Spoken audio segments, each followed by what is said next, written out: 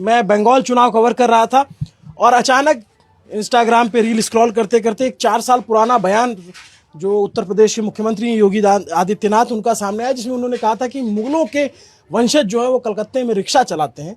तो हमने खोजने की कोशिश की तो यहाँ पे कोई गुलाम नहीं था जो पता बताए। बहुत मुश्किल से खोजते खोजते पहुँचे हैं और आज स्थिति ये है कि उनके एक वंशज वन ऑफ द उसमें उनके जो डायनेस्ट हैं उनके परिवार के लोग यहाँ रहते हैं और एक बुजुर्ग महिला है जो इस झोपड़ी में रहती है।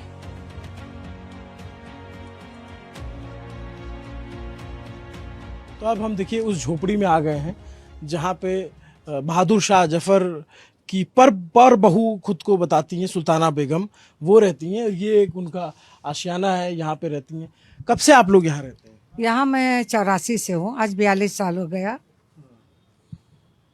तो आप ऐसे में रहते हो एकदम झोपड़ी में? क्या करूँ, वफादार का तो यही अंजाम होता है। और जिन्होंने गद्दारी की वो ऐशो इशरत की ज़िंदगी बसर कर रहे हैं। हुकूमत से हमने अपना हक मांगा। हमने ये नहीं कहा कि मुझे लाल किला चाहिए या ताजमहल चाहिए, लेकिन जो हमारा हक है वो मुझको मिलना चाहिए। मैं जब भी जाती हूँ लाल किले तो अपना टिकट कटा के जाती हूँ। हुमायूं के मकबरे में भी टिकट को अगरचे उनसे हम कहें फलाने की बहू हैं तो एक मजाक सा बन जाएगा, क्योंकि हमारे पास तो वो शान शौकत है ही नहीं। तो इसलिए हम जब भी जाते हैं, हमारी नवासी जाती है, हम लोग अपना टिकट कटा के जाते हैं, घूमते हैं, फातिहा वतिहा पढ़ते हैं, चले आते हैं। और उसके बाद हमारी नवासी भी केस वेस की, लेकिन बदकिस्मती से कैंसिल हो गया। मुझको मेरा हक चाहिए, मुझे और कुछ नहीं चाहिए। इस ज़माने में 6000 में क्या होता है? 6000 पेंशन मिलती है? 6000 अभी फ़िलहाल 2010 से 6000 मिल रही। उससे पहले मुझे 400 रुपये पेंशन थी। कौन देता है ये पेंशन आपको? ये सेंटर से मिलता है। सेंट्रल से? जिन लोगों को न जानकारी हो उनकी जानकारी के लिए बताओ। मुगल बादशाह बहादुर शाह जफर, जो अगर आपने किताबों में पढ़ा होगा, बाबर, हुमायूं, अकबर, उस क्लीन के जो आखिरी बादशाह हुए बहादुर शाह जफर, और वो उनका नाम देश के क्रांतिकारियों में गिना जाता है। अंग्रेज़ों के खिलाफ उन्होंने लड़ाई लड़ी 1857 में। बाद में उन्हें एग्जाइल किया गया, उन्हें बर्मा ले जा कर के बंद किया गया और अपनी ज़िंदगी के आखिरी दिन उन्होंने बर्मा में गुजारे। लेकिन उनके बहुत सारे जो बेटे थे, बहुत सारे, कई उनके शहजादे थे जिन्हें गोलियां मारी गई, जिन्हें जेलों में बंद करके सड़ा करके मारा गया, और वो तब भी बहुत शान से ये अंग्रेज़ों के खिलाफ लड़े। ये इतिहास में दर्ज है। और उस लड़ाई में उनके कुछ बेटे थे जो भाग गए और बहुत ही गरीबी में उसी समय से अपना जीवन यापन किया, लेकिन अंग्रेज़ों के हाथ नहीं आए।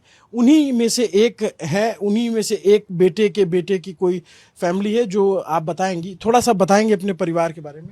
देखिए, बहादुर शाह जफर को जब अंग्रेज़ों ने 1857 में ले गए, आपका दिल्ली में सदर बाज़ार है, वो दरवाजे पे लिखा हुआ आज भी जीनत महल, तो उसके अंदर एक कुआं, उनके 3 बेटे को कत्ल किया गया और उनके सामने नाश्ता के तौर पर पेश किया गया। तो वो ये कहें कि तैमूर की औलाद हमेशा बाप के सामने सुरखरू होकर आया करते हैं, अल्हम्दुलिल्लाह, ठीक है। उसके बाद उनको और उनके कुछ माने गुलाम थे, हबशी गुलाम थे। उसके बाद बहादुर शाह जफ़र और उनके एक लड़के थे जवां बख्त, जो कि जीनत महल के लड़के थे। जीनत महल के पहले लड़के थे, उनके सबसे छोटे लड़के थे। ये सब को रंगून ले गए। रंगून ले जाने के बाद तो जब बहादुर शाह जफ़र का 62 साल, 4 साल के बाद उनका इंतकाल हो गया, तो उसके बाद हमारे जो ससुर थे जमशेद बख्त, उनके माने जवां बख्त के लड़के, उनकी भी शादी वहीं हुई थी बर्मा में। हमारी सास लखनऊ की थी। तो जब बेदार साहब, हमारी सास जब बेदार साहब 6 महीने के थे तो बाप का इंतकाल हो गया, जमशेद बख्त का 9 महीने के थे तो माँ का हो गया। तो अब उनके वालिद सोचे कि प्यारे मिर्ज़ा कि अब मैं बच्चे को लेकर क्या करूं, तो अंग्रेज़ों से छुपा कर फूल की टोकरी में उनको छुपा कर बर्मा से इंडिया लेकर आए। लाने के बाद आप बिहार का नाम सुनेंगे, भागलपुर में उन्होंने माने बच्चे को छुपाने के लिए एक निकाह किए। उस ज़माने में तो बहुत ऐब गिना जाता था। उसके बाद एक निकाह किए थे गार्डन रिच, मटिया बुराज में, कलकत्ते में। तो इसी सूरत से किसी सूरत से बच्चे को परवरिश किया, उनको घोड़सवारी सिखाया, कुश्ती सिखाए। जब 18 साल के हुए तो नाना का भी इंतकाल हो गया। तो उसके बाद फिर ये भागने लगे, कभी पंजाब, फिर वो रंगून गए छुप छुपा के। जब 1947 में अपना वतन आज़ाद हुआ तो उनको फिर उनके दोस्त लोग एक प्रोग्राम किए, करने के बाद उनको जाहिर किए कि ये मुग़ल के बच्चा है। उसके बाद फिर मुझसे शादी हुई। तो आपके हस्बैंड का क्या नाम था?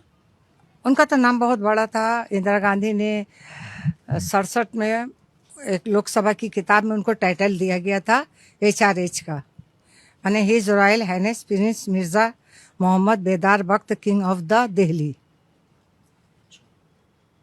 उसके बाद बहुत लिखने के बाद पहले 250 मिलता था जब मुझसे शादी हुई, इसके बाद फिर 400 किया गया। तो 2010 से फिर मुझे 6000 की पेंशन मिल रही है। आप उनकी तीसरी बेगम थी? जी, तीसरी? दूसरी? उनके पोते की मैं बहू हूँ, बहादुर शाह जफर। उनके लड़के जमा बख्त, उनके लड़के जमशेद बख्त, उनके लड़के बेदार बख्त। मैं तीसरे पीढ़ी भी हूँ। तीसरी पीढ़ी। जब सुल्ताना बेगम बात कर रही हैं और ये बताते हुए बड़े खुददारी से बताती हैं कि जो लोग अंग्रेज़ों के खिलाफ लड़े वो आज इस हालत में हैं, जो उनके साथ थे वो आज भी रईस और ऐशो आराम की ज़िंदगी बिता रहे हैं, तो ये भी एक कहानी है। मैं थोड़ा सा अंदर चलूँ, आपसे अंदर बात करें। तो ये आपका इसी में पूरा गुजर बसर होता है? तो आप यहीं रहती हैं? और खाना पीना? वहाँ बाहर छोटा सा किचन बना लिया, वहीं बनाते खाना। तो आपकी कुछ यादें हैं पुरानी बची हुई या नहीं, फिर? वो जो कुछ भी तस्वीरें सब, देखिए हम बीमार रहते हैं, कभी दिल्ली बम्बई चले गए, कहीं चले गए, तो ये सब जो भी हमारा कागजात है सब रोशन आरा के पास है। वो आपकी पोती? नवासी है, नवासी? बेटी की लड़की। एक तस्वीर आपने रखी थी बादशाह की, तो बहादुर शाह जफर। वो बहादुर शाह जफर की। हाँ, तो इसको ऐसे ढक के क्यों रखती हैं? नहीं, वो एक वली अल्लाह थे ना, बहुत इबादत किए हुए थे, तो उनको खुला नहीं रखते हम। अच्छा। सरकार से उम्मीद तो बहुत है, देखा जाता है क्या होता है। और इधर आपको जो ममता सरकार है वो कुछ दिया उसने कभी? नहीं, 2003 में वो आए थे स्वामी चिन्मयानंद 15 अगस्त को, तो आकर देखे सब कुछ, तो हम कहा आप कौन हैं, तो बताए कि बाद में आप समझ जाइएगा। तो अटल बिहारी जी जो हैं वो 50,000 तपन सिकदर के पास भेजे। वो ममता बनर्जी से बोले कि टालीगंज भी तुम्हारा इलाका है, 2 इतिहास आदमी उनके यहाँ जाना है। तो वो ममता बनर्जी 26 फरवरी को आई थी यहाँ, 50,000 का चेक दे ले। कौन से साल में? 2004 में। वाजपेयी जी ने भिजवाया था? हाँ, 26 फरवरी को। अच्छा। देखिए उम्मीद तो बहुत ही है, अगरचे पूरा हो तो। और नहीं है तो ऐसे ही चले जाएंगे। तो आप कब से यहाँ रह रही हैं? यहाँ 84 से यहाँ पे है। 84 से? और आपके आपके कितने बच्चे हुए? हमारा एक लड़का, 5 लड़कियाँ। और आप सब लोग कहाँ रहते हैं? लड़का तो कलकत्ते में रहता है नानी के घर, वो बचपन से। और बड़ी लड़की की शादी हुई थी तो बेचारी ख़त्म हो गई। और 4 हैं तो इन लोग बम्बई में हैं। तो क्या करते हैं वो लोग? सबकी शादी हो गई, सबके शौहर का वहाँ। और लड़का क्या करता है आपका? लड़का तो पहले बाहर करते थे, अब नहीं करते वहाँ। कुछ ऐसे छोटा मोटा काम ही करके? हाँ बस। तो ये